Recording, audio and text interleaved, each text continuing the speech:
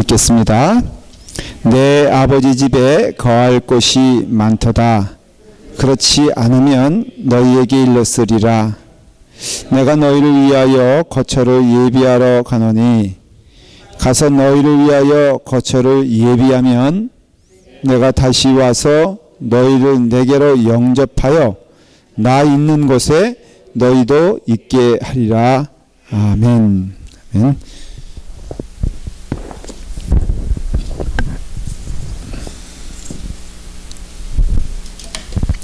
여러분들 집 있는 것은 참 귀한 일입니다. 그렇지 않습니까? 여러분들 이렇게 거할 집이 있고 함께할 집이 있다는 것은 참 감사한 일이죠. 우리의 인생은 어떤 길입니까? 인생은 역시 이쪽은 그 성경 말씀 물어보면 잘 대답을 못하고요. 이런 어떤 그 인생은 나그네 길. 그다음 뭐죠? 어디서 왔다가 어디로 가는지 나는 알 수 없어요. 이거잖아요. 제가 그 비행기를 처음 탔을 때는 정말로 신났어요. 야, 여러분들 비행기 자주 타시는 분들이 있죠? 또 그 한 5년 내에 타보셨던 분 비행기 이렇게 없어요? 아주 성경 공부 때문에 갈 수가 없다고요? 맨 처음에는 뭐 기내식 나오는 것도 신기하고요. 저는 라면 안 줬다고 승무원 또 이렇게 두들겨 그 팼나? 그 다음에 요번에 또 땅콩 때문에 하여간에 저는요 참 보면은 진짜 이상해요. 그렇죠? 그것도 또 그럴 만한 사람들이 그러면 이해라도 되지. 그냥 애가 그러면은 그러냐지만 이건 어떻게 뭐 비행기 회사 주인이 땅콩 어떻게 했다고 참 보면요 이상한데 목숨 거는 사람들 많습니다. 이게 얘기가 나왔으니까 말인데 교회 안에서도 말이에요.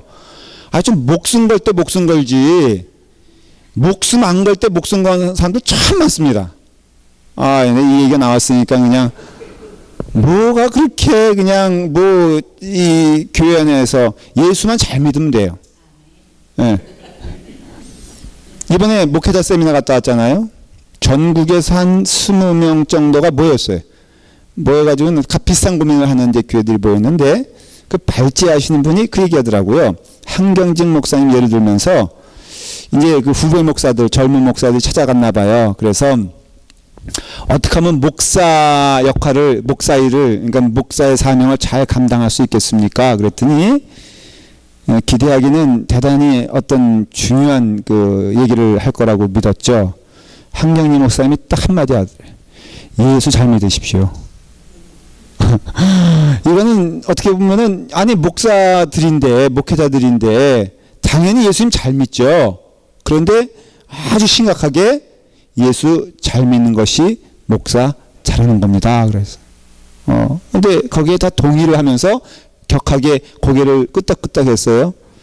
왜냐하면은 교회 안에서는요 예수 잘 믿는 게 사실은 목적이라면 목적일 수 있어요. 그 여러분들 그거 빼놓으면요 딴 거 아무리 잘해도 그거 소용없어요. 저도 예수님 잘 믿는 것 근데 그렇게 그것만 바라보라 그러고 그 길 가야 된다 그러는데도 어떤 때 보면은 잘 안 돼. 이게 그 예배 시간에 은혜롭게 고개를 끄덕끄덕 하는데 예배만 끝나면은 또 딴짓 하는 것을 봐. 진짜 어떤 때는요 제가 어떤 때는 그럴 땐 도전이 되고 낙심될 때가 있어. 끝이 없는 싸움인 것 같아. 분명히 금요 집회 때도 마찬가지. 이렇게 보면요 다 은혜 받은 것 같고 다 멀쩡할 것 같은데 끝나면 또 안 그렇다 이거예요. 예. 그래서 오늘은 확답을 받으려고 그래. 그냥 이 자리에 왔으니까 도장에 뭘 아니면 뭐에게 인두에 그냥 이게 인장을 찍는 것처럼 정말 여러분들 동의하지 않으세요? 너무 당연히 예수 잘 믿는 게 그게 맞죠. 그러니까는 방법론에 들어가면은 뭐 여러 가지 얘기가 나오겠지만 어쨌든 근본적으로 예수 잘 믿어야 돼. 이번 세미나는 결론은 뭐냐? 예수 잘 믿는 뭐 되자? 예수 잘 믿는 목사 되자. 이것이 세미나의 결론이 됐어요. 근데 이렇게 비행기 하는데 맨 처음에는 저도 땅콩에 대해서 관심이 있었고요. 라면, 저는 일반 그걸 이코노믹석이라 그러나? 거기서 라면을 줄 수 있다는 걸 몰랐어요, 여태까지. 여러분 아세요? 일반석에서 라면 먹을 수 있는 거? 몰랐죠? 우리가 다 속고 살은 거야. 라면 달라 그러면 줘야 된대요. 근데 이코노믹석은 컵라면. 근데 컵라면도 제일 작은 거. 사발면이 아니라 컵라면이에요. 그럼 분명히 하셔야 돼. 그것도 끓인 물에 그냥 줘요. 그게 이코노믹석이에요. 비즈니스는 사발면인데 끓여서 줘. 그거를. 모르셨죠? 그래서 비즈니스석은 안 타봤기 때문에 제가 사발면을 끓여가지고 주고요. 1등석은 그냥 라면을 끓여서 줘. 신라면을. 여기에요. 야, 가장 등급과 계급과 빈부가 차이 나는 것이 비행기랍니다. 철저하게 구분이 되어 있대요. 1등석은 가운을 준답니다. 왜 거기서 또 가운을 입고 또 설치는지 몰라. 하여간 참 이상한 나라들 많아요. 뭐 거기서 집에서도 안 입는 가운을 거기서 입는 거야.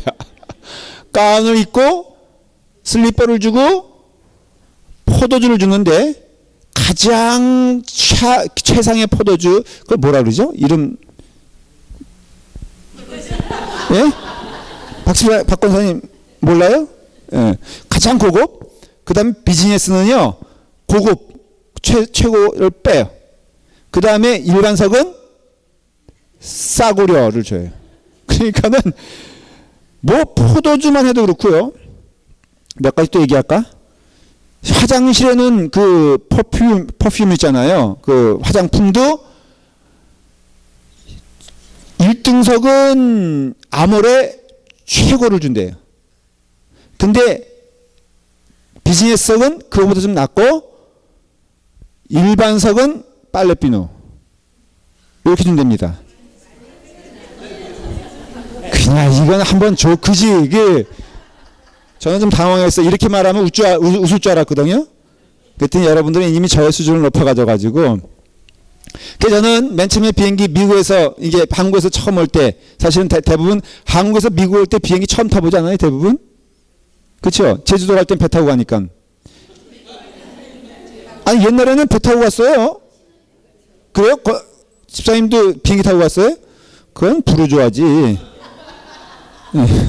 전 사실은 한국에 떠날 때까지 제주도 못 가봤거든요. 신혼여행을 속초로 갔으니 말 다 있지. 제가 속초에서 왔거든요. 군대가 바로 부대가 금강산에 있어가지고 거기서 그 군대에 있어 결혼했어요. 그래서 서울에 와서 결혼하고선 신혼여행을 또 속초로 갔어.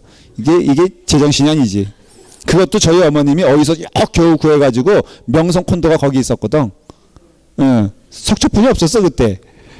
제가 이렇게 불쌍하게 살았던 사람입니다. 진짜. 그랬는데 그때 올 때는 관심 많았어요. 그래서 창가에 앉길 기뻐했고 창문에 보는 것을 즐거워했고 기내식 안 나오나 두근두근거리고 그 다음에 또 뭐간에 여러 가지를 흥미롭게 재밌게 그랬어요. 근데 이제는요 비행기 타는 게 너무너무 고통스러운 거예요.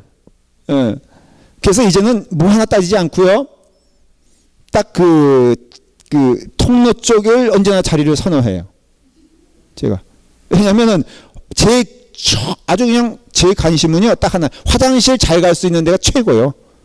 네, 그렇죠? 이번에 제가 기껏 그렇게 새벽기도 때 쉬어했어요. 제가 돌아오면서 창가에, 그러니까는 그 분명히 그러니까는 길가에 딱 예약을 해놨는데, 딱 가보니까요, 어떤 사람이 딱 앉아 있는 거예요. 아마 등치가 얼마나 냐면요. 등치가 윤건사님 정도? 그렇게 키는 그렇고 몸은 비례해. 그래가지고 앉아 있어서 제가 딱 그 사람을 보는 순간 그 사람의 눈에서 거의 눈물이 나올 정도의 애절함을 가지고 저를 보는 거예요. 그러더니 당신 자리가 여기냐? 내 자리가 여기다. 그랬더니 이 사람이 갑자기 등치 큰 사람이 자기 부인이 옆에 앉아 있는데 정말로 자기가 꼭 이 부인과 같이 가고 싶다. 내 부인과 떨어지기가 참 어렵다 그러더라고요.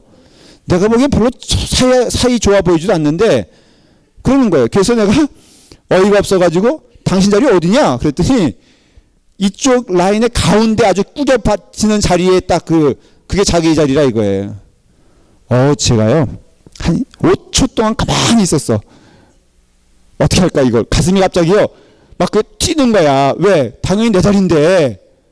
제가 집에 와가지고 집사람한테 그 얘기했더니요. 아니 당신 그러면 승무원 부르면 되지. 그러니까 우리 집사람은 안 되는 거예요.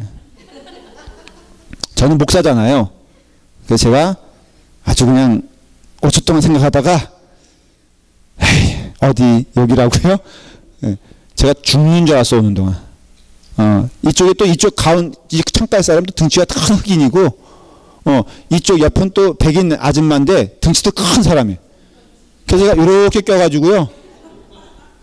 거기에 그 사람도 들어갔으면 아마 내가 이해는 하는데 아무튼 저는요 내내 무슨 생각이냐면은 빨리 비행기가 도착했으면 좋겠다.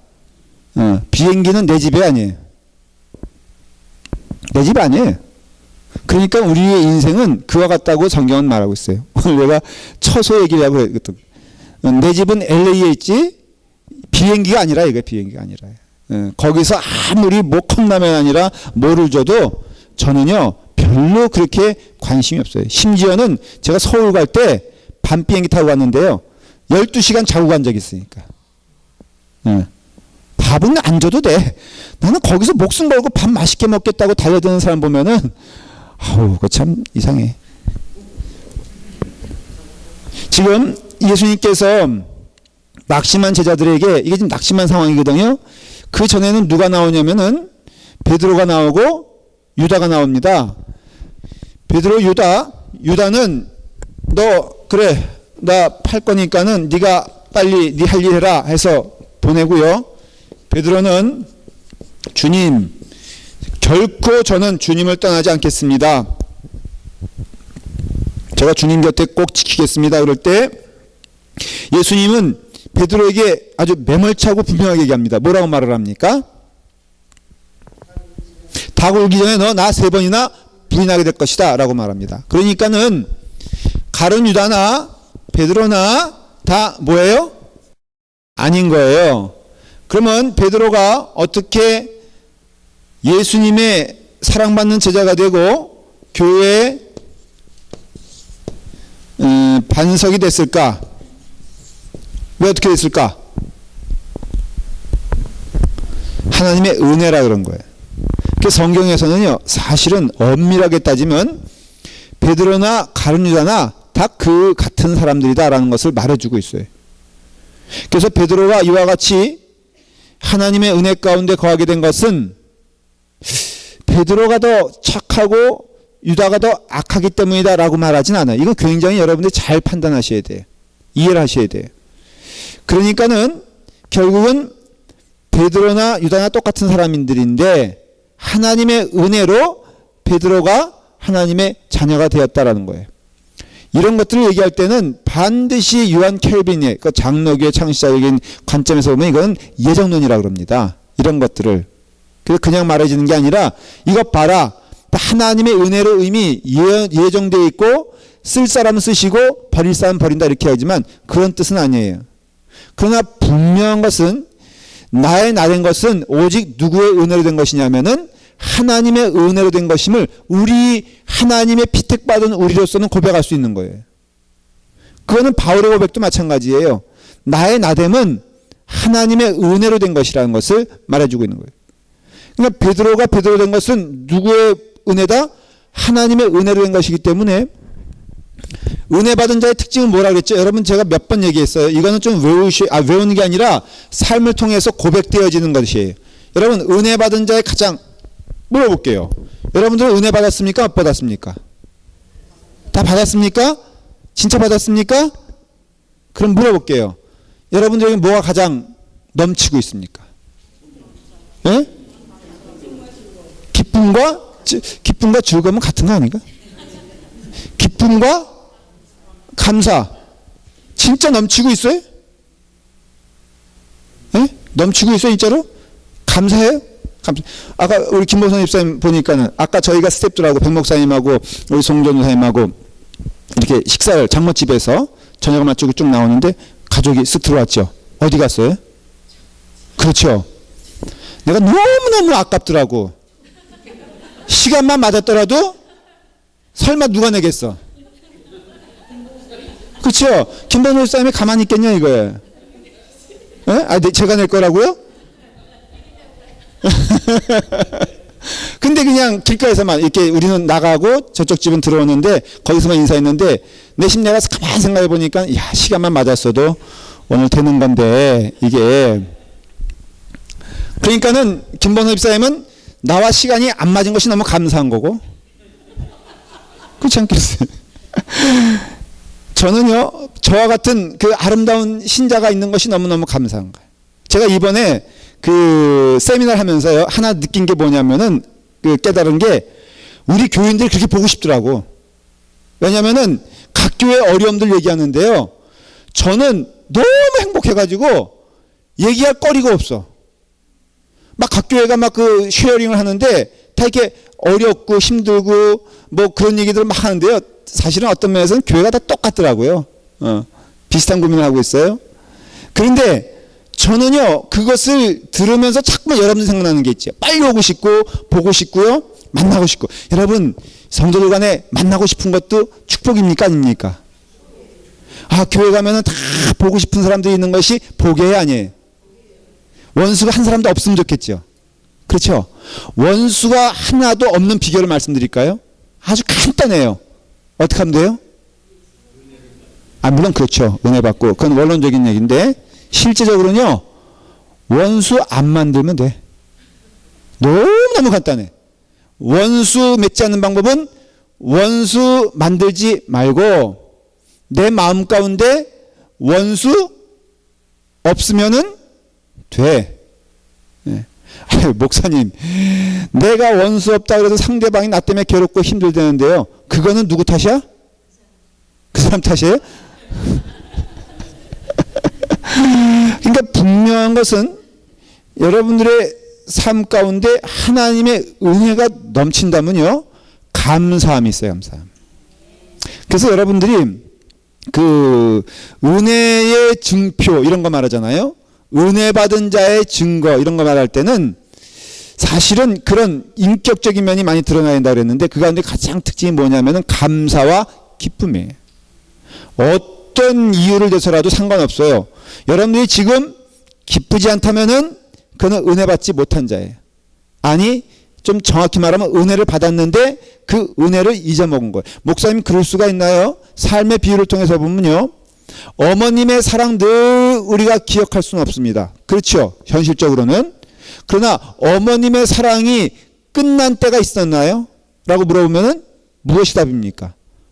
어머님의 사랑은 끝난 때가 없었지만 우리는 그 사랑에서 멀어진 때도 있었고 가까운 때도 있었고 식어진 때도 있었고 희미해진 때가 있었으며 뜨거운 때가 있었어요. 그 어머니의 사랑은 마치 태양이 일정하게 비치는 것 같다라고 비유한다면은 우리는 그 사랑에 멀어지기도 하고 그러니까 돌아온 탕자가 되고 불효자는 읍니다가 되는 거 아닙니까? 그러니까 여러분들이 하나님의 은혜 가운데 거하는 자들은요 감사함이 넘치고 지금 감사함이 희미해져서 내 마음 가운데 불편함이 있다면은 이것을 회복하는 길은 유일하게 감사를 회복하는 길이에요. 감사를 회복하는 길. 그러는요 잊혀진 부모님을 내가 깨닫게 되었을 때 마음의 기쁨이 넘치는 것처럼 하나님이 늘 우리와 함께 하시다는 것을 이전에 체험한 때 그러나 지금은 식어진 때라면은 오직 하나 그건 다른 방법이 없어요. 하나님의 사랑이 다시 우리 가운데 회복되어져야 한다는 것을 말해주고 있는 거예요.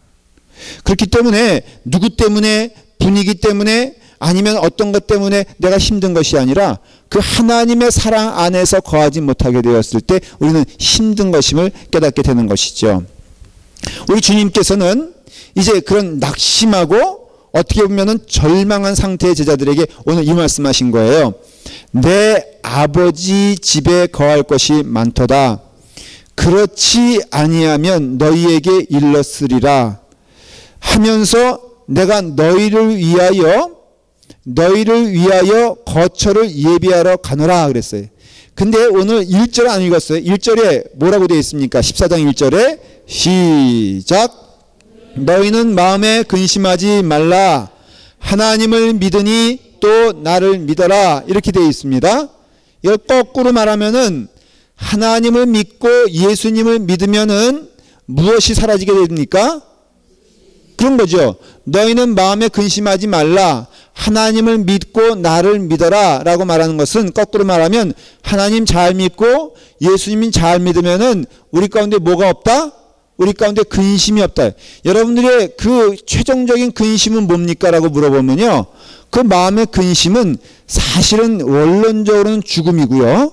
그 다음에 우리가 죄 가운데 있기 때문에 두려움이고 또 우리가 다 빼앗길 것 같아서 두려움이거든요. 사실은 물질이라는 것은 있다가 없어질 수 있어요. 맞습니까? 틀립니까?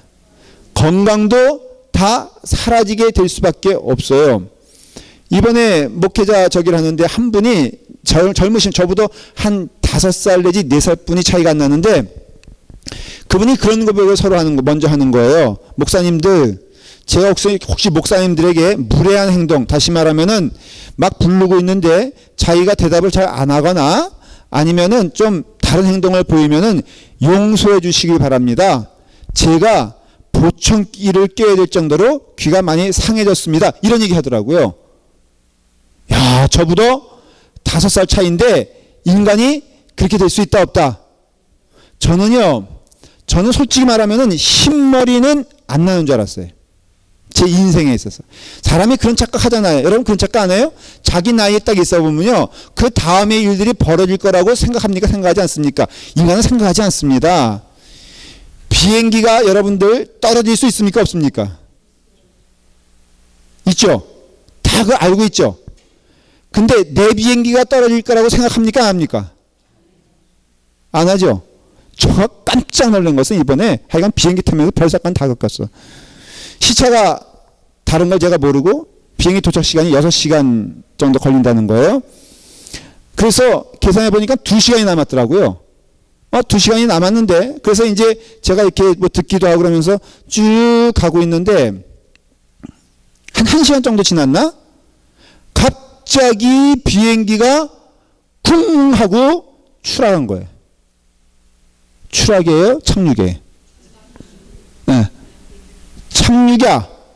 근데 왜 저는 추락이라고 생각했냐면은 시간이 아직도 남은 거야. 알고 보니까는 이게 썸머 타임 왔다 갔다 하니 뭐가 되는지 모르겠지만 그런 거 진짜 가르쳐 줘야지. 제가 이어폰을 끼고 있어가지고 모든 기내 방송을 제가 듣지 못한 거예요. 그래서 저는 넉넉구선 또 그날따라 밤 10시에 도착하는데 다 창문을 내렸더라고요. 옆에 사람들이. 그래서 저는 안심하고 있는데 갑자기 이게 좀 떨어지는 느낌이 드는 거예요. 기압이 갑자기 뚝뚝뚝뚝 하고선 귀가 막히더니 갑자기 쿵 하더니 우당탕탕 나왔는데 제가요 너무너무 두려웠어. 다시는 비행기 안 탈라 그래. 그런데 두려움은 왜 있느냐? 하나님을 믿으니 예수님을 믿으니 그 삶 가운데 두려움이 없어야 한다는 것은 그 마지막에는요. 그 마지막에는 하나님의 영광이 우리 가운데 임하기 때문에 그래요. 저는 믿음이 그래요. 그래봤자 죽는다. 이게 제 인생관이에요. 자, 다 같이 한번 이거 해보면 재밌어요. 자, 한번 구월 다 같이. 그래봤자 죽는다. 두려워요? 에? 안 죽을 것 같으니까. 그래봤자 죽는 거예요. 세상에는 죽음이 뭐예요? 마지막이지만 우리 믿는 자들에게는 그래봤자 죽는 거야. 죽으면 어디가? 천국 가. 예수 잘 믿는 사람들의 공통점이 이런 믿음을 가지고 있었어요. So what? 니네가 나를 죽여? 그래서 초대교회의 많은 신앙의 순교자들이 어떤 고백했느냐? 세상아, 네가 나를 버리느냐? 나도 너를 버린다 그랬어요. 마지막에 너가 나를 버려? 네가 감히 나를 버려? 내가 나를 버린다. 야, 뭐 이렇게 좀 속된 표현을 하면 내가 치사해서 안 산다. 그냥 간다. 가면 어디가? 천국 간다는 거예요. 여러분 두려워요? 제가 한번 물어보고 싶어. 그러니까 믿음이 사실은 이게 믿음이에요. 오늘날에는 너무너무 이 물질이 어떤 관념적으로 있어가지고 교회조차도요 영적 영생관이 없어 사실은. 신자들도요 만일에 영생관이 있다면 그렇게 행동할 수 없는 것들을 행동하는 걸 많이 봐요. 여러분 열매 보면은 그 나무를 알 수 있고 그 열매를 보면은 그 삶을 알 수 있는 것처럼 여러분들이 얼마나 인생 이 땅에 집착하고 있는 하나님 보는 것을 두려워하지 않아. 여러분 하나님 들어가시면 여러분들 정말 벌거벗은 상태에서 갈 텐데 주님 앞에 자신 있게 설 수 있어요? 사실 없잖아요. 그럼 뭘 말하냐면 아직도 여러분들은 착각하고 있어. 비행기 떨어질 수 있고요. 내 삶의 마지막이 될 수도 있고요. 언제 하나님이 우리를 불러가실지 모르지만 그날이 우리에겐 마지막이 아니라 영원한 나라에 향한 새로운 출발인 것을 성경은 말해주고 있어요. 그래봤자 죽어요. 뭐가 그렇게 두려움이 있어요. 인생에서 내 양심을 팔면서 내 신앙을 팔면서 취할 것이 있습니까? 없습니다. 그러면서 오늘 이 시간에 여러분들은요 하나님의 영광을 위해서 여러분들의 인생을 투자하시길 바라요. 아주 진심으로 말씀을 드려요. 저도 근본적인 고백을 하면요 제가 이런 것 때문에 저런 것 때문에 마음 상해가면서 거기에 에너지를 투자할 생각이 없어요. 저의 사명은 영혼 구원이 영혼. 제가 목사로서의 사명은 여러분들 데리고 끝까지 어디로 가야 되는 거예요 지금? 어떤 의미에서는 저는 여러분들 세상적인 성공 위해서 제가 존재하는 것도 아니에요. 저는 여러분들을 끝까지 데려가야 될 제가 선장이라면 굳이 말하자면은 저는 여러분들을 천국길로 인도하는 도구가 되고 목자가 되는 게 제 사명이에요. 여러분들도 사명이라면은 여러분도 그 길 가는 거예요. 그래서 우리가 어떻게 하면 이 세상의 삶에서 근심하지 않을 그 방법은 무엇인가? 예수 그리스도의 약속을 믿는 거예요. 약속을 믿는 거예요. 자, 2절로 가면은 믿어라 라고 하면서 내 아버지 집엔 뭐라고요? 거할 것이 많도다 그랬어요. 그러니까 집이 많아요? 적어요? 집이 많다. 이거는 우리에게 뭘 말하냐면은 우리에게 이미 예비된 집이 풍족하다는 것을 의미하기 때문에 여러분들 내가 천국 가면은 나는 저 사람보다 좋은 집을 가야 되는데 내 상급이 좀 커야 되는데 그럴 생각을 할 필요가 있다 없다? 없다라는 거예요. 교회 안에서도요 여러분들 이런 훈련이 좀 필요한 게 교회 안에서도 상급을 얘기하면요 그냥 그 자리가 상급인 줄 믿으시고 한번 생활해 보세요. 무슨 말이냐면은 내가 이 정도 되면은 교회에서 이런 대접을 받아야 되는데 적절하게 해줘야 된다는 것은 맞아요. 사실은. 그런데 그런 거 여러분들이 연연되어져서 여러분들의 마음이 묶여져 있지 않기를 간절히 축원합니다. 진심으로 저 여러분들에게 권면을 합니다. 그거 없어도 기쁠 수 있는 게 축복이고요. 그거 없기 때문에 내 마음 가운데 언짢음과 내 마음 가운데 속상함이 있다면은 그거야말로 예수 믿지 않는 또 다른 분명한 증거가 되는 거예요. 증거가 되는 거예요. 그건 저도 마찬가지죠. 제가 오늘 차 타고 식사하러 나가는데 우리 송 전사님하고 박 목사님 저하고 가는데 송 전사님 내가 앞자리에 태웠어요. 그리고 제가 뒷자리에 앉았어요. 왜 그러냐면은 원래 사장 자리가 뒷자리잖아. 그렇죠? 그러니까 앞자리는 누가 앉아야 돼? 조수가 앉아야 되지. 이렇게 생각해서 양보한 게 아니라 이거예요. 우리가 조금 내가 세상의 대접을 받지 못하면 교회 안에서 속상해진다면요. 정말로 우리가 도전해야 돼.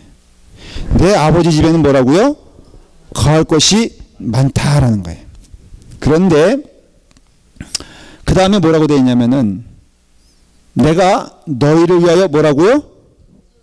거처를 예비하라고 했어요. 이건 좀 해석이 필요한 게 하나님의 집에 뭐라고요? 거할 집이 많다 그랬는데 예수님이 또 뜬금없이 내가 뭐 하러 간다? 거처를 예비하러 간다. 그럼 이 말은 모순이잖아요. 그렇죠? 이건 제가 지금 복잡하게 말씀드리려고 하네요. 이게 신앙적인 굉장히 깊은 뜻이 있어요.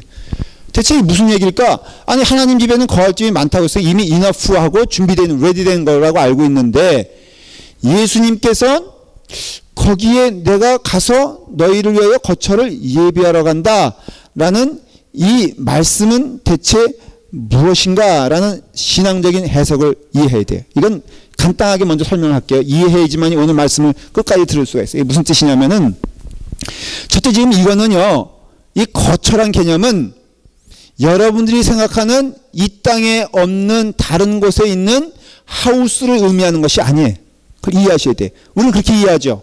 여러분, 천국은 죽어서 가는 나라입니까? 살아서도 가는 나라입니까? 라고 물어보면은 어떻게 대답하시겠어요? 죽어서 가는 나라죠. 맞습니까? 틀립니까? 근데 아니에요? 왜 아니에요? 역시 신학교 다니세요?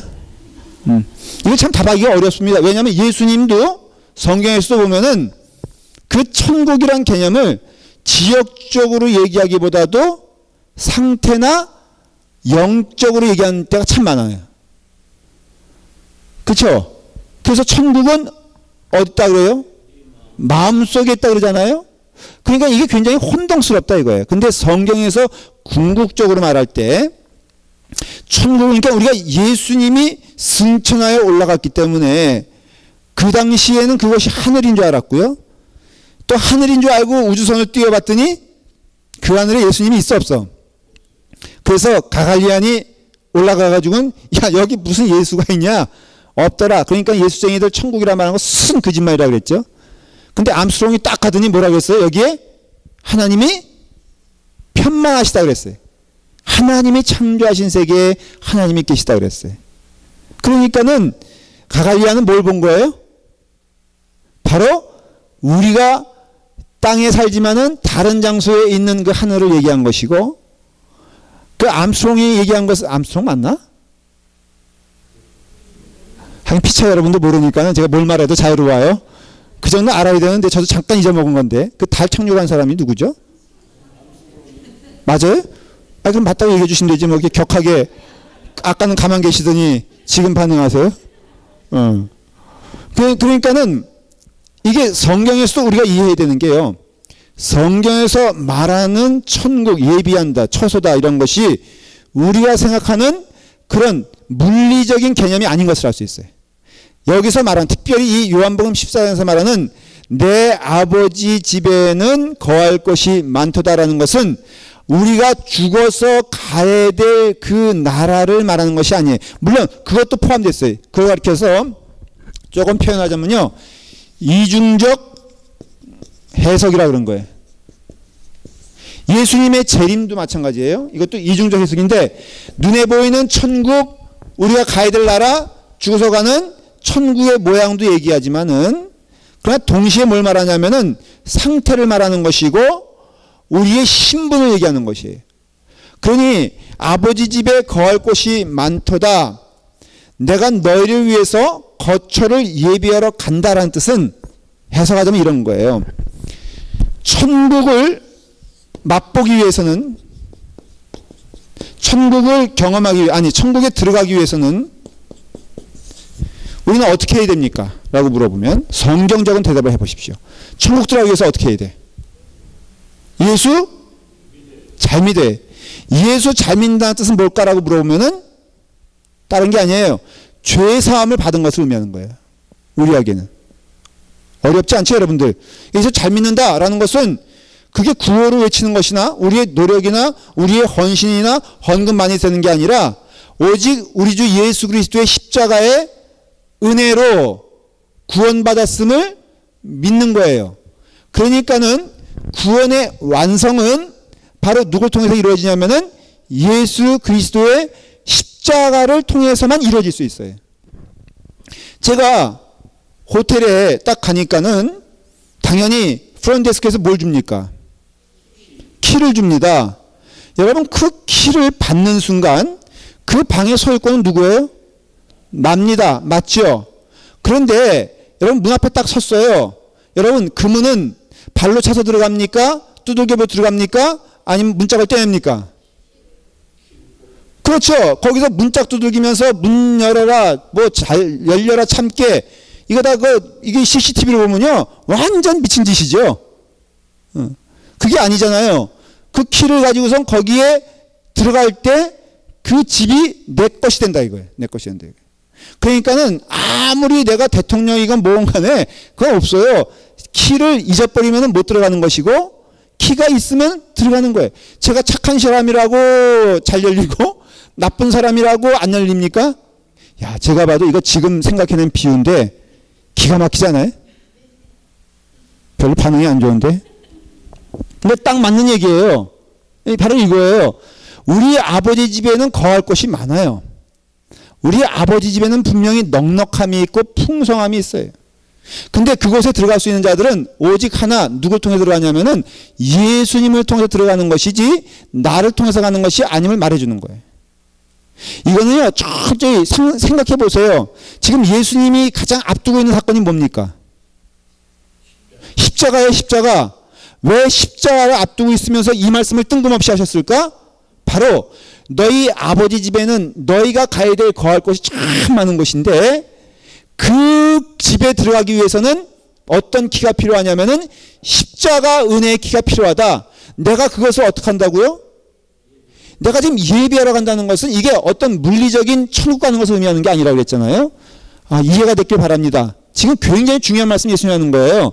그 거할 곳이 많은 그 나라에 우리가 분명히 들어가는데 그것을 들어가기 위해서는 먼저 누가 예수님이 십자가에 달려 돌아가심으로써 너희가 거기를 들어갈 수 있는 자격을 가진 자가 원래 우리는요 하나님을 만나면 죽는 자들이에요. 우리는 천국에 들어갈 수가 없어요. 왜? 죄와 천국은 함께 갈 수가 없기 때문에 그래요. 우리가 천국 가기 위해서는요 우리가 깨끗한 자가 되어야 하고 우리가 목욕한 자가 되어야 되고 우리가 흰옷 입은 자가 되어야 돼요. 여러분 흰옷은 누가 입혀줍니까? 예수님이 입혀주십니다. 그러니까 예수님이 반드시 그 길을 가야 돼 안 가야 돼? 바보같이 제자들은 십자가 길을 가는 예수님을 끌어당겼지만은 정작 제자들이 사는 길은 예수님이 십자가에 달려 죽었어야만 되는 거예요. 아, 참 이게 이상한 말이잖아요.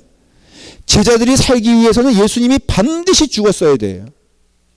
그러니까 예수님이 죽는 길은 그것이 바로 우리를 위하여 예비하러 가는 길이기 때문에 이 말씀의 뜻은 어떤 지역의 집을 얘기하거나 맨션을 얘기하는 것이 아니라 내 아버지 집에는 거할 곳이 많지만은 이 집에 너희들이 정작 거하기 위해서는 바로 내가 그 집을 그 길을 예비하러 가노니 그 예비하러 가는 길은 무엇이냐면은 바로 십자가의 길이다라는 거예요. 여러분들이 십자가 진다라는 것은 예수님이 지신 십자가와는 다른 것이 말아야 돼요. 예수님이 지신 십자가는 우리를 죄 가운데 구원하시는 은혜의 십자가고 우리가 지는 십자가는 주님의 성품을 닮아가는 성화의 십자가예요. 종류가 틀려요. 우리는 그래서 예수님의 성품을 담는 것을 십자가 진다는 거예요. 여러분 순교하는 것 십자가 지는 게 아니에요. 단순히 예수님의 성품인 예수님 성품이 뭐예요? 사랑, 온유함, 인내하고 자비하고 양선이 있으며 이런 것들이에요. 이런 것들이 교회 안에 풍족해야 되고 편만해야 되고 넘쳐야 돼요. 저는 라팔마 교회가 예수 잘 믿는 사람들이 넘치는 그런 교회가 되길 바라고요. 예수 잘 믿는 사람들이 모여서 증거되어지는 것이 저는 사랑이요 온유함이에요. 그래서 할 말이 없는 거 궁극적으로는요. 여러분 서로 쌈박질하면은 할 말이 없어요. 여러분 서로 미워하면요 할 말이 없어요. 여러분 서로 용서하는 거에 인색하면요 여러분 우리는 여기서 할 말이 없는 거예요. 예수 믿는 증거, 예수 믿는 사람의 모습은 온유함으로 사랑으로 넘쳐야 돼요. 자, 이런 정도 됐으니까 옆 사람과 함께 또 한 번 또 해야죠. 사랑하십시다. 연말 되기 전에 용서합니다. 용서해 주세요. 부부간에 특별히 쌈 많이 한 거 있으면은 이때부터 모아가지고 그냥 나를 용서해 주세요. 부인, 내가 더 잘할게요. 예수님의 이름 안에서 정말로 해보겠습니다. 이런 것 좀 해보세요. 백 목사님도 여기 사모님과 너무 떨어져 있지 말고 싸웠나봐 둘이서. 아예 남궁순 집사님 나갔구만. 얼마나 착해. 부인 안 내보내고 애 보는데, 그러니까는 이 메시지, 오늘 메시지가 이거예요. 이걸 이제 제가 계속해서 조금 시간 되니까 풀어갈 건데 결론은 간단해. 이해가 되셨죠? 아버지 집에 거할 것은 많지만은 예수님께서 키가 되셔서 우리가 그 문을 열고만이, 그래서 우리는 예수님의 문을 통해서만 하나님께로 갈 수 있다는 것을 말하는 거예요. 그렇지 않으면 우리는 죽어요. 예레미야서 17장 9절에 보면은 만물보다 거짓되고 심히 부패한 것은 마음이라 그랬거든요. 그러니까는 이 부패한 마음으로는 죽었다 깨어나도 예수님을, 하나님을 만날 수가 없어요. 그래서 결국은 영적 싸움의 현장은 어디가 되냐면은 마음이 되는 거예요. 그래서 우리 쉽게 얘기하면요, 천국은 어디 있다라고 이해하면 되냐면, 신자들의 입장에서는 어디 있다 이해하시면 돼요? 마음 싸움이라고 이해하시면 돼요. 마음 싸움. 우리가 죽어서 가야 될 나라가 천국임에 분명하지만은 그 천국 지금 우리가 누리지 못하면은 죽어서 누릴 수 있을까? 그거는 절대 그렇지 않습니다. 여러분, 지금은 지옥 같은 삶을 살면서 내가 죽으면 천국 갈 수 있을까? 그럴 수 없습니다. 내가 지금 주님과 더불어 온전히 가지 못하는 것을 스스로 마음간에 느끼면서 하나님과 영원히 살 수 있을까? 그렇지 않습니다. 지금 내가 주님을 부담스러워하면서 주님께 헌신하는 것을 즐거워하지 않으면서 내가 천국 가면은 주님과 함께, 여러분, 어떤 사람은요, 주님 그 옆에 있으면 큰일 날 사람들 많습니다. 기도는 맨날 뭐 주님과 함께 걸어가며 하지만은 주님 옆에 있으면요, 부담스러워가지고 숨 못 쉴 사람 참 많아요. 그래, 안 그래요? 어떤 때는 좀 두렵지 않아요? 주여 어서 오시옵소서 자꾸 손이 내려가는 나 자신을 보지 못해요? 지금 오시면 어때? 큰일 나는 거야, 큰일 나는 거야. 그래서 어서 오시옵소서, 이게 참 설득력이 없고 말이 안 되는 게, 오직 주님만을 사랑합니다 그런데 하면 손이 내려가. 자신이 없어. 주여 어서 오시옵소서, 지금 오시면 안 되는데 오신다고 자꾸만. 저도요, 주님 오시면 참 좋겠습니다 그러다가 손이 내려가는 이유가 있어요. 왠지 알아요? 교육관이라도 짓고 좀 오셨으면 좋겠어. 우리 평생 소원이 지금 교육관인데, 교육관 짓기 전에 오시면 큰일 나잖아. 중간에 오셔도 안 돼. 왜 안 돼? 말뚝만 세워놓고 하면 너무 아쉽잖아. 그리고 말뚝 겨우 세워놨어. 지붕 얹을 때까지 오시면 안 되고요. 완공 테이프 끊었어. 적어도 몇 년은? 한 50년은 쓰다가 오셔야지. 그러니까 제가 확신합니다. 지금부터 몇 년 동안? 50년 동안은 오지 않을 걸 믿습니다. 이게 다 불의한 자의 태도라 이거예요. 결국은요, 여러분, 부패한 자의 마음에는 주님이 오실 수가, 하나님이 오실 수가 없어요. 자, 그런데 거꾸로 마태복음 5장 8절에는요, 마음이 청결한 자는 복이 있나니 그들이 하나님을 볼 것이라 그랬어요. 그러니까는 이게 영적 싸움의 현장이 어디예요? 마음이라고 그랬잖아요. 결국은 마음이 청결한 자는 하나님 보고, 마음이 불의한 자는 하나님을 원수되게 하며, 마음이 악한 자는 하나님 보지 못하고, 마음이 착한 자는 하나님을 본다 그랬어요. 자, 그럼 물어볼게요. 어떻게 마음이 착해질 수 있을까? 그게 고민이에요. 자, 마음이 착한 거 알겠는데 어떻게 마음이 열릴 수 있을까? 어떻게 5장 8절에 나온 것처럼 마태복음 마음이 청결일 수 있어. 마음이 청결한 자는 뭐라고요? 복이 있나니 그들이 하나님을 볼 것이야 그래. 자꾸만 이 말씀을 우리는 어떻게 이해하냐면, 그렇지, 내가 마음 청결해야지, 내가 마음 깨끗해야지, 내가 마음이 선해야지. 그래서 어떡합니까? 착해지려고 노력해요. 그런데 우리 기독교인의 신앙 양심이 있어요. 착해지려고 노력하는데 내가 착하지 않다는 것을 인정할 수밖에 없어요. 여러분들이 착해지려고 하는 노력이 얼마나 열매를 맺습니까? 솔직히. 여러분, 착해지려고 하는 것이 여러분들 선해집니까? 안 그렇습니다. 이 인간인 것입니다. 불교에서 말하잖아요. 이렇게 선을 쌓고 이게 공로가 있으면은 마음이 선해진다라고 하는데, 성경은 그에 대해서 분명히 말합니다. 인간의 행위로는 누구든지 새롭게 될 자가 없다 그랬어요. 누구든지 인간의 마음으로는 하나님께 갈 자가 없다고 분명히 말하고 있습니다.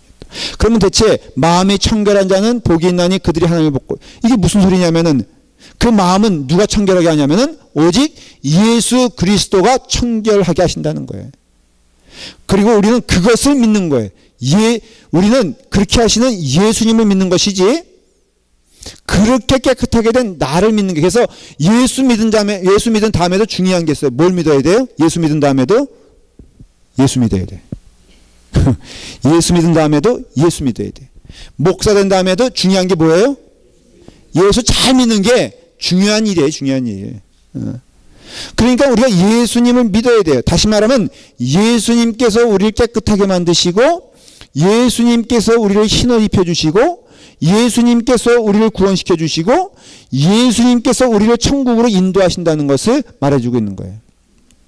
에스겔서 36장 24절부터 제가 쭉 읽을게요. 그 다음에 제 설명을 들으세요. 내가 너희를 여러 나라 가운데에서 인도하여 내고 내가 여러 민족 가운데서 모아들이고 고국 땅에 들어가서 맑은 물을 너희에게 뿌려서 너희를 정결하게 하되 곧 너희의 모든 더러운 것에서와 모든 우상 숭배에서 너희를 정결하게 할 것이며 또 새 영을 너희 속에 두고 새 마음을 너희에게 주되 너희 육신에서 너의 굳은 마음을 제거하고 부드러운 마음을 줄 것이며 또 내 영을 너희 속에 두어 너희로 내 율례를 행하게 하리니 너희가 내 규례를 지켜 행할지라. 내가 너희 조상들에게 준 땅에서 너희가 거주하면서 내 백성이 되고 나는 너희 하나님 되리라 그랬어요. 자, 제가 여러분 이 말씀을 읽었으니까 좀 잊지 않을 거예요. 깨끗하게 되는 자는 누굽니까? 여기서 깨끗하게 되는 자는 누구예요? 우리입니다. 너희, 쉽게 말하면 너희 모든 민족 나오잖아요. 너희가 깨끗하게 돼요. 이건 다시 말하면 우리입니다. 자, 우리가 깨끗하게 되는데 누가 우리를 깨끗하게 하십니까? 계속해서 여기서 뭐라고 하면 내가 36장 26절은 또 새 영을 너희에게 두고 그러는데 저는 가로치고 이걸 이렇게 해석해요. 또 내가 새 영을 또 내가 너희 육신에게서 이겁니다. 그러니까는 너희를 정결하게 하고 새 영을 주고 너희 가운데 굳은 마음을 제거하게 하고 부드러운 마음을 주게 하시는 이는 누구냐면은 예수 그리스도라 이거예요. 예수 그리스도. 깨끗함을 받는 자는 우리가 되는 건 맞아요. 다시 말하면 우리가 거룩하게 되고 우리가 구원받았고 우리가 하나님의 백성 된 건 맞는데 그 모든 과정에서는 누가? 예수님이. 여기서 내가는 사실은 예수님이에요. 정확히 말하면 내가 너희를 주님 앞에 하나님 앞에 나가게 했을 때 정결하게 하고 깨끗하게 하고 거룩하게 하고 아름다운 마음을 갖게 하시고 착하게 하고 부드러운 마음을 갖게 하는 것이다. 누가? 바로 예수님이 그렇게 하신다라는 거예요. 그러니까는 결국은 우리가 깨끗하게 된 것을 깨닫는 순간 우리는 노력을 하죠. 우리는 애를 쓰죠. 하지만 이 모든 것들이 예수 그리스도의 은혜와 인도하심을 통해서 일어나는 사건이지 여러분들이 그 일을 통해서 구원받는 사건은 아니라는 것이에요. 깨닫고 내가 그 일을 열심히 하겠다는 것은 구원받은 자의 감사함의 표현이지 구원받기 위함이 아님을 여러분들이 아셔야 된다는 거예요. 이거를 깨닫게 되면요. 여러분은 주 안에서 무엇이냐면은 마음에 근심하지 않는 자유함이 있어요. 아니 나를 구원하신 하나님께서 구원받은 다음에 내가 주님의 길을 가겠다는데 주님께서 나를 버리실까? 이거는 말이 안 되는 얘기잖아요. 내가 목사로서 일을 좀 부족하게 할 수가 있어요. 여러분 제가 일을 좀 부족하게 해도 저는 천국 갈 것을 믿습니다. 여러분들도요. 조금 집사님의 역할 솔직히 여기 잘한다고 하는 분 있어요? 김범선 집사님 귀향 이게 오늘 십자가 지는 거 잘한다고 생각해요 본인이? 예? 못하는 것 같죠? 근데 왜 이렇게 키가 커? 예? 다 말할 수 여기 다 마찬가지. 예. 제가 여러분들 면박하거나 여러분들 책망하는 게 아니에요. 저도 부족하면 다 부족하지. 그러나 이미 구원받은 우리 하나님의 자녀로서 내게는 만족함이 있고 근심이 없어요. 열심을 내겠다는 거와 근심 가운데 하는 건 틀린 거라고 저는 생각을 해요. 그래서 이와 같이 우리가 주님의 은혜로만 구원받은 자인데 사도 바울은 이런 구원받은 성도의 모습을 이렇게 표현하고 있어요. 에베소 5장 26절에 이는 곧 물로 씻어 말씀으로 깨끗하게 하사 거룩하게 하시고 자기 앞에 영광스러운 교회를 세우사 티나 주름 잡힌 것이나 이런 것들이 없이 거룩하고 흠이 없게 하려 하심이라. 다시 말하면 우리는 부족해요. 솔직히 지금도 부족해요. 그렇죠? 근데 하나님의 눈으로 보면 우리가 부족해 안 해? 하나님의 눈으로 보면 부족하지 않다는 거예요. 흠도 없고 주름도 없고 오직 거룩함이 우리 가운데 보인다는 거. 참 놀라운 일 아니에요? 우리는 부족한 거 나도 지금 저도 부족한데, 근데 주님이 지금 하나님이 저를 보는 눈은 이상하게 부족하지 않다는 거예요. 흠이 없다는 거예요. 깨끗하다는 거예요. 어떻게 이런 일이 벌어질까? 하나님께서는 눈이 멀으신 건가? 어떻게 이런 일이 벌어질 수 있어요? 있어요. 왜냐하면은 예수 그리스도 안에서 구원받은 자의 삶은 예수 그리스도 안에 살기 때문에 우리는 내 이름으로 살아가는 것이 아니라 예수님 이름으로 살아간다면 예수님이 내 안에 거하시는 거예요. 그러니까 하나님은 나를 보는 게 아니라 내 안에 거하시는 누굴 보는 거예요? 예수님을 보는 거예요. 예수님을 보는 거. 여러분, 베드로가 천국 갔을 때 완벽해서 천국 갔을까요? 바울 성격은요, 여러분 기억하십시오. 바울 성격이 좋은 것 같아요? 제 성격이 좋은 것 같아요? 제가 이렇게 또 뭐 한마디, 아까 또 내가 면박 줬다고 지금 한마디 하는 거죠. 겪어봐야 알아, 이 얘기 하려고 그랬죠. 내가 귀는 밝아가지고 그렇게 얘기할 게 뭐 있어. 그냥 목사님 제 의도는 뭐예요? 질문의 의도는 내가 아무리 해도 바울보다 못하겠느냐 이런 거거든요. 근데 바울 성격 진짜입니다. 그렇죠. 코도 매부리 코고요. 눈도 찢어졌고요. 키도 작고요. 약간 제일 아니다라고 싶은 신자 모습이 그런 모습이에요. 그 다음에 성격은 얼마나 급한데. 그쵸? 코바디에서 그렇게 나오죠. 그러니까는 바울이 완벽해서 천국 갔느냐? 그거 아니에요. 바울 속에 내재하신 예수님으로 인하여 그는 하나님이 보시기에는 예수님으로 보는 거예요. 이게 성경의 약속은, 그래서 내가 너희에게 새 영을 주고, 그래서 물루시서 말씀으로 에베소 나온 것처럼 흠없고 거룩한 자가 되었다. 어떠한 방법으로? 예수 그리스도께서 십자가에 의하여 돌아가심으로써 그 피로써 우리는 거룩하게 된 것을 지금 말씀하는. 그래서 너희는 마음에 근심하지 말라. 하나님을 믿으니 또 나를 믿어라. 내가 내 아버지 집에 거할 것이 많도다. 그렇지 않으면 너희에게 일렀으리라. 내가 너희를 위하여 거처를 예비하러 가노니, 십자가의 길 가노니, 그 거처 예비하는 일이 끝나면 너희에게는 하나님의 나라가 임하게 될 것이다. 왜? 예수님이 dwelling with us, 우리와 함께 거하시는 역사가 십자가를 통해서 일어나기 때문에 그래. 그래서 천국은 어디 있습니까? 여기 있습니다. 하나님의 나라는 여기 있다 저기 있다 말하지 아니할 것이다. 바로 너희 가운데 있다라고 말하고 있어요. 그러니 우리가 이와 같이 그 성경에서 말해요. 재림이라는 거 있잖아요. 재림이란 거. 주여 어서 오시옵소서. 이 재림이 우리는 하나님께서, 예수님께서 올라가신 것처럼 구름 타고 내려오시는 그런 모습을 보여요. 근데 그 파루지아라는 헬라어를 분석해 보니까는 우리가 생각하는 그런 시각적인 의미로 재림을 말하지 않았어요. 그 재림을 뭐라고 이해했냐면은 보이지 않던 것이 보이는 것을 재림이라고 말하고 있는 거예요. 뭘까? 눈에 보이지 않던 하나님의 사랑이 눈에 보이는 예수 그리스도의 십자가를 통해서 나타나는 거예요. 어려운 얘기를 할게요. 이중적인 얘기인데, 우리는 성경에서 예수님께서 하늘로 올라가셨던 것처럼 다시 오실 것을 우리는 믿어요. 그때 예수님이 우리와 함께 하신다는 것을 우리는 고백해. 그러나 그와 동시에 또한 예수님께서 십자가에 돌아가심으로써 그 영으로서 우리와 함께, 예수님을 믿는 순간 이미 그 전이죠. 하나님의 은혜로 우리와 함께 하시는 것을 경험해요. 이게 재림의 의미예요. 그래서 그런 의미에서는 재림 예수는 지금 왔다 안 왔다? 왔어요. 이걸 이중적인 해석이라 그래요. 다시 말하면 여기 성경에서도 말하는 것처럼 그 원어 자체가 눈에 보이지 않던 것이 눈에 보이는 것이 예수님의 재림이라면, 우리는 눈으로 봐요. 뭘 봐요? 하나님의 영광을 봐요. 마음의 영으로. 여러분, 주님이 함께 하시는 거 믿으십니까?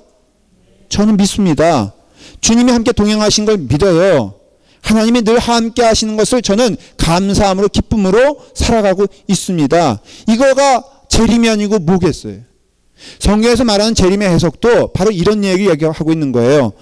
그러니까는 우리가 영적인 처소는 이미 창세기 전에 하나님이 예비하셨고, 우리의 집은 이것이 역사 속으로 나타난 것은 골고다 십자가의 언덕에서 나타난 일이며, 그 영적으로 완성된 그 처소가 성령님의 은혜를 통하여서 어디에 지어진 집이 되었다? 내 마음 가운데 지어진 집이 되었고, 그 자리가 바로 예배하는 자의 모습이고 예배하는 장소고 바로 거기가 하나님이 거하시는 곳이다 이거예요. 출애굽기 15장 13절을 읽어보면 더 분명하게 여러분들 이해가 될 겁니다.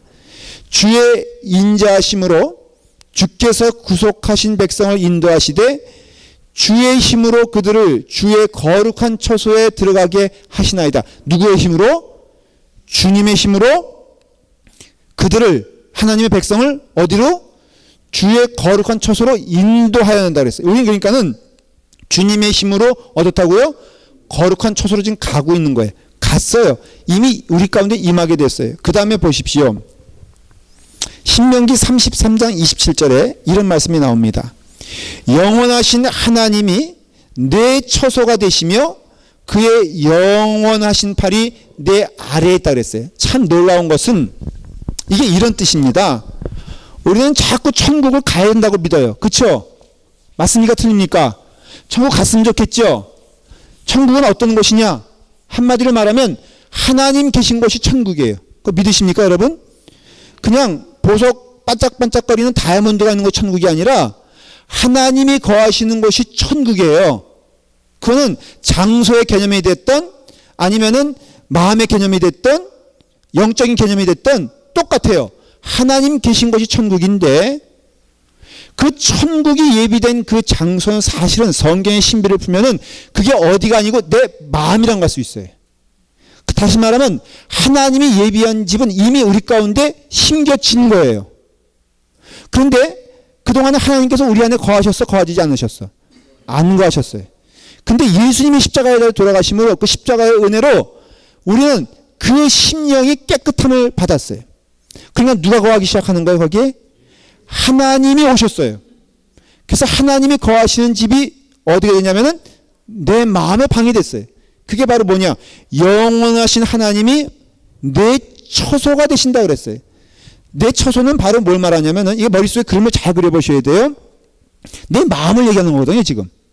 그러니까는 내 마음이 바로 하나님이 거처하는 곳이 되어야 하는데 죄로 인하여 내 마음의 방에 하나님이 거처하실 수 없게 됐어요. 오직 이것은 예수 그리스도의 십자가의 은혜로만 우리가 거처를 깨끗하게 할 수 있는데 십자가에 달려 돌아가심으로써 예수님께서 그 안에 보혈의 피로 깨끗하게 하심으로써 하나님이 dwelling with us, 하나님이 거할 수 있는 룸이 만들어졌으니 그 룸을 가리켜서 바로 십자가의 은혜로 깨끗함을 받은 내 마음의 방이고 하나님이 내 안에 오심으로써 내가 하나님 나라가 됐다는 거예요. 그러니까 하나님 나라는 찾을 필요도 없어요. 하나님의 나라는 어디 나가서 구하는 것도 아니에요. 하나님의 나라는 바로 어디냐면은 하나님이 거하시는 곳이 하나님의 나라인데 하나님이 기뻐 거하시는 곳이 바로 이제는 어디였냐면은 우리의 영혼이 되었다 이거예요. 시편 90편 1절에 주여 주는 대대에 우리의 거처가 되셨나이다 그랬어요. 시편 132편 13절에 여호와께서 시온을 택하시고 자기 거처를 삼고자 하여 이르시기를 그랬어요. 그러니까는 하나님께서는 시온을 이거 시온은 하나님의 영혼을 얘기하는 거거든요. 백성들 얘기하는 거거든요. 그 시온을 택하시고 거기에 뭐가 됐다고? 자기 거처가 되었다라고 말하는 것이에요. 하나님은 눈에 보이는 장막을 별로 그러니까 좋아하지 않습니다.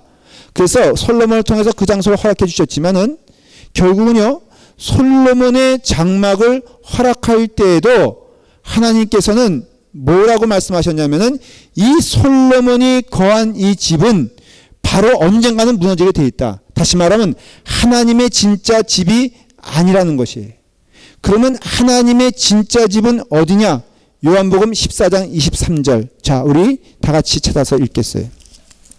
요한복음 13장 23절. 자, 시작. 예수께서 대답하여 이르시되 사람이 나를 사랑하면 내 말을 지키리니 내 아버지께서 그를 사랑하실 것이요 우리가 그에게 가서 거처를 그와 함께 하리라 그랬어요.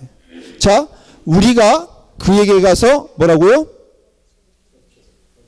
우리가 그에게 가서 거처를 그와 함께 하리라. 이거는 해석이 조금 다양해요. 근데 제가 그 중에 하나만 해석을 할게요. 여기서 우리는요, 사실은 하나님을 말하는 거예요. 근데 그에게 가서 거처를 그와 함께 하리라 라는 것은 그는 하나님의 백성을 의미하는 거예요. 그렇다면 우리는 누굴 말하는 걸까? 삼위일체 하나님을 말하는 거. 맞아요. 여러분, 하나님이 우리 가운데 거한다는 것은 성부 하나님이 우리와 함께 하시는 것이고, 성자 하나님께서 우리와 함께 하시는 것이고, 결국은 성령 하나님이 우리 가운데 거한다는 것을 성경에서 수없이 표현하고 있어요. 그러니 그 성부, 성자, 성령 하나님이 우리 가운데 거하신다면은 우리의 어디에 거하시냐면은 바로 우리의 심령 가운데 거하시는 걸 알 수 있고, 그것이 곧 천국임을 의미하는 것이며, 천국은, 하나님 나라는 여기 있다 저기 있다 말할 수 없으니 그 마음이 화평한 자는 복이 있나니 하나님의 나라를 그가 볼 것이라는 말은 이미 천국은 이 땅에서 이루어진 일이고, 십자가의 은혜 가운데 그 구원, 십자가의 은혜로 죄사함을 받고 구원받은 자들에게는 이미 그 마음 가운데, 그 삶 가운데 하나님의 나라가 임하였다라는 것을 약속해 주시는 것이니, 하나님 나라가 임한 자들의 특징은 기쁨과 감사라 그랬죠. 그러니까 두려워하지 마라, 염려하지 마라, 근심하지 마라. 하나님을 믿으니 나를 믿어라. 나를 믿는 자는 곧 마음의 근심과 두려움이 없느니. 왜 없느냐? 천국이 이미 그의 삶 가운데 임하였기 때문이다 라고 말씀해 주시는 거예요. 말씀의 이제 결론을 내려요. 여러분, 예수님을 온전히 더 기억하는 대강절입니다. 더욱더 주님을 많이 묵상하면서 감사하는 여러분 되길 간절히 축원합니다. 우리 믿음의 시작도 예수님이시고 우리 믿음의 끝도 예수님이라면 예수님 안에서 만족하고 기뻐하고 감사하는 여러분 되기를 바랍니다. 이번에 목회자 세미나를 하면서 마음이 좀 아팠던 것은요, 많이 고민한 내용이 교회를 어떻게 하면 잘, 교인들이 서로 반목하고 힘들어하는데 이걸 어떻게 잘, 심지어는요 속회를 편성하는데 어떻게 하면 말썽 없이 잘할 수 있을까, 이것도 한 주제로 얘기했어요. 제 마음 가운데 도전이 되더라고요. 왜 이런 것들이 고민되어져야 되나 대체, 왜 이런 것들을 우리가 효과적으로 잘 해야 된다고 의논을 해야 되는 것인가.